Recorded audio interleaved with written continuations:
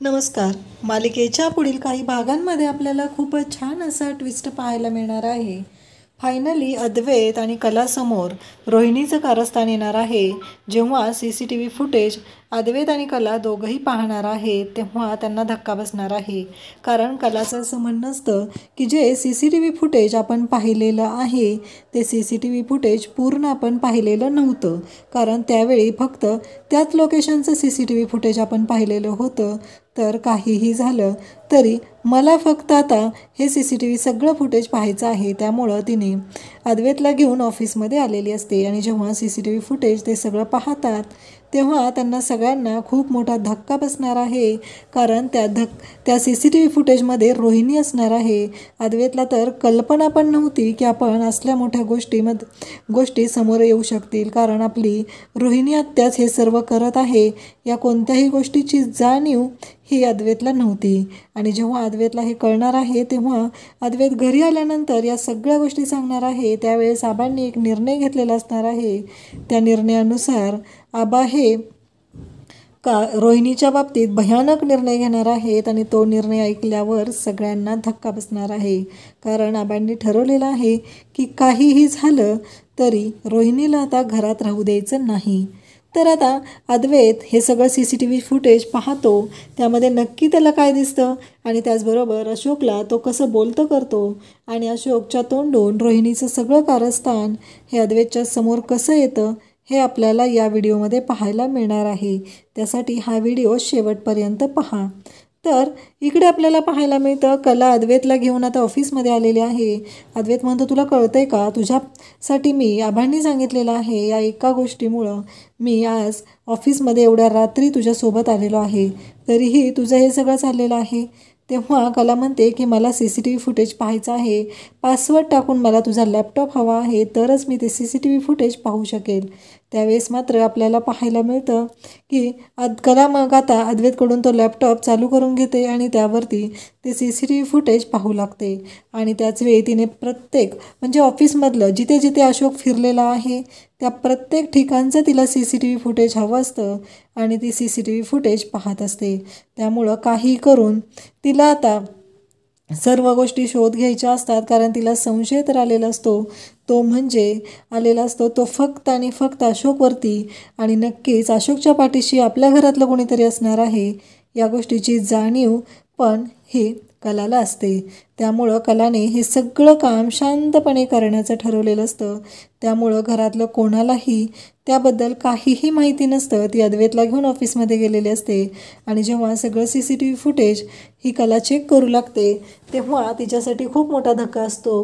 कारण एका CCTV फुटेजमध्ये स्पष्ट दिसत असतं की रोहिणी ही अशोकला पैसे देते. तो पैसे घ्यायला नाही म्हणत आहे तर ती त्याला दम देत आहे, त्याला काहीतरी बोलत आहे, त्याला सांगण्याचा प्रयत्न करत आहे, पण तो ऐकायला तयार नाही, तो घाबरलेला आहे.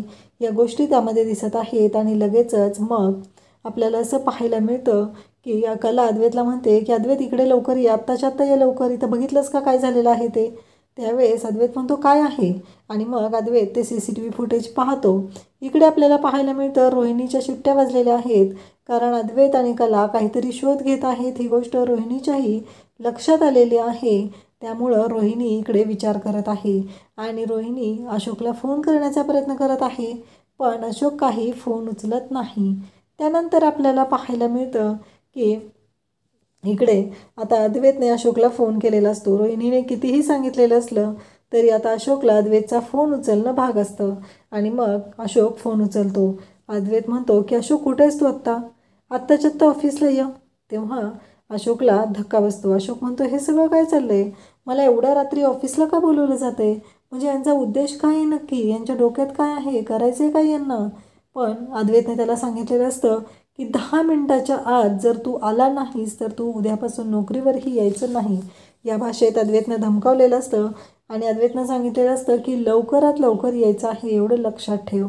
काहीही झालं तरी तू मला इथे हजर पाहिजे. आणि आता अद्वैतने त्याला बोलवून घेतलेलं आहे. त्याला सर्व गोष्टी विचारलेल्या असतात तरी तो काही सांगायला तयार नसतो. त्यानंतर अद्वैत त्याला म्हणतो की एक गोष्ट लक्षात ठेव, मी जर आता पोलिसांना फोन केला तर तुझी अवस्था काय होईल याचा विचार तू केलेला आहेस का बघ.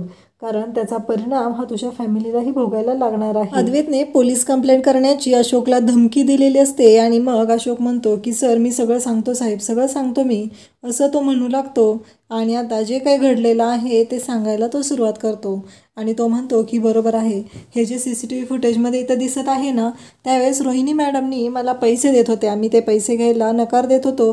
तर रोहिणी मॅडम मला म्हणत होत्या की काही झालं तरी तुला हे पैसे घ्यावेच लागणार आहेत, कारण तू जर हे पैसे घेतले नाही तर मी आता तुझी नोकरी घालवणार आहे आणि मग तुझी वाट लावणार आहे, एवढं लक्षात ठेव. रोहिणी मॅडमनी मला धमकी दिली आणि तुम्हाला हे दिसतच आहे, त्यांनी मला काजल खरेच्या बॅगमध्ये त्या अंगठ्या टाकायला सांगितल्या, असं अशोक सांगतो. त्यावेळेस मात्र अद्वैतला धक्का बसतो. अद्वैत आता घरी येतो आणि घरी आल्यानंतर सगळ्यांना सांगू लागतो की आता जे काय घडलेलं आहे ते सगळ्यांनी शांतपणे ऐकून घ्यायचं आहे. तुम्ही जो काय गोंधळ घालून ठेवलेला आहे ना, ते रोहिणी आत्याने जे काही केलेलं आहे ते सगळ्यांनाच कळणार आहे, असं अद्वैत म्हणतो. त्यानंतर आपल्याला पाहायला मिळतं अद्वैत सगळ्यांना बोलवून घेतो आणि रोहिणी आत्याला तो म्हणत असतो की आत्या तू या खालच्या थराला जाशील असं मला कधीच वाटलं नव्हतं.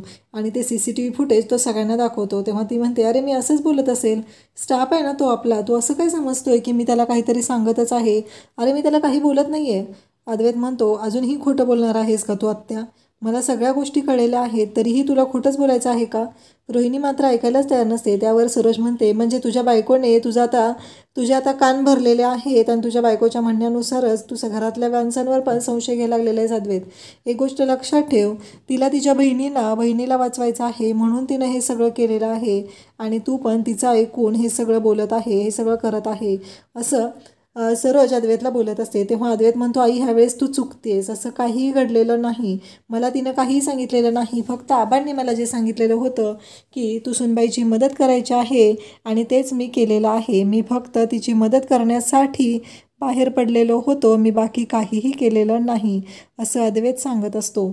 त्यानंतर इकडे कला सर्वजण पाहत आहेत आणि मग अद्वैत म्हणतो एवढ्यावर जर विश्वास नसेल तर मी आत्ता अशोकला बोलवत आहे. आणि तो अशोकला आत बोलवून घेतो आणि अशोकला विचारतो की अशोक मला आत्ताच्या आत्ता सगळं सांग की नक्की काय घडलेलं आहे.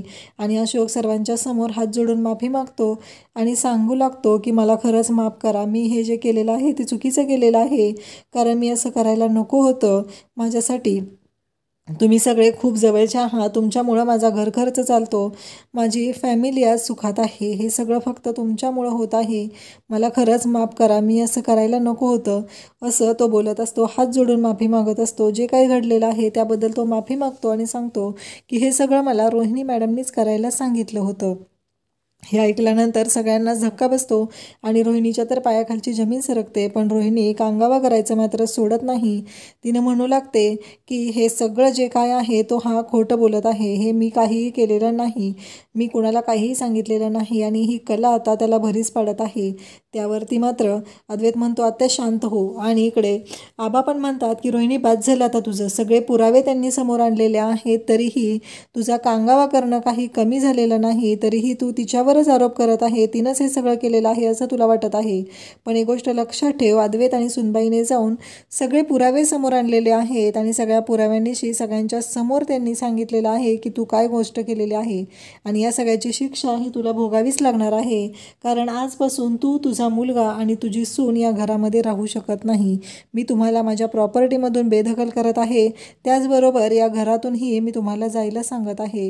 हे ऐकल्यानंतर इकडे रोहिणीच्या पायाखालची जमीन सरकते आणि फायनली अद्वैतने आणि कलाने इकडे काजल ही निर्दोष असल्याचं सगळ्यांच्या समोर आणलेलं असतं आणि सगळ्यांच्या समोर त्यांनी दाखवून दिलेलं असतं की काहीही झालं तरी काजलने चोरीही केलेली नव्हती, काजलने असं काहीही केलेलं नाही, हे सगळ्यांच्या समोर आणलेलं आहे आणि सगळ्यांना सांगितलेलं आहे की त्यांनी काहीही केलेलं नव्हतं. त्यानंतर आपल्याला पाहायला मिळतं की हे सगळं घडलेलं असतं आणि कलाला मात्र खूप भारी वाटत असतं, कारण तिची बहीण ही चोर नाही हे सगळ्यांच्या समोर प्रूव्ह झालेलं असतं. सगळ्यांना कळलेलं असतं की काजलने असं काही केलेलं नाही आहे, काजलला आपल्यामुळं जो काही त्रास झालेला आहे त्यामुळे इकडे अद्वैतलाही खूप वाईट वाटतं. आणि त्याचबरोबर अद्वैतने काजललाही बोलवून घेतलेलं असतं आणि सगळ्यांच्या समोर त्याने काजलची माफी मागितलेली असते. सांगितलेलं असतं की आमच्याकडून त्या दिवशी चूक घडलेली आहे, आम्हाला माफ कर काजल, आम्ही तुझ्यावरती विश्वास ठेवायला हवा होता, मी तुझ्यावरती विश्वास ठेवला नाही. यासाठी स्वतःहून आता काजलची अद्वैत माफी मागत आहे. तेव्हा मात्र इकडे सगळ्यांना धक्का बसतो. आबांनाही खूपच भारी वाटतं, कारण अद्वैतने असं याआधी कधीच केलेलं नव्हतं की त्याने माफी मागितली वगैरे. अशा गोष्टी कधी घडलेल्या नव्हत्या आणि आज पहिल्यांदाच हे घडत आहे. त्यानंतर मात्र इकडे अद्वैत तर खुश झालेला असतोच, पण कलालाही खूप छान वाटत असतं. आबांनाही आपल्या लेकाचं, नातवाचं आणि नातसुनेचं कौतुक वाटत असतं. फायनली ती जबाबदारी दोघंही खूप चांगल्या पद्धतीने सांभाळू शकतील याची खात्री ही आबांना झालेली असते. सरोज पण चांगलीच तोंडावर पडलेली असते आणि रोहिणी मात्र इकडे आबांना माफी मागत असते. आबांना म्हणत असते की आबा, बाहेरच्या त्या मुलीसाठी तुम्ही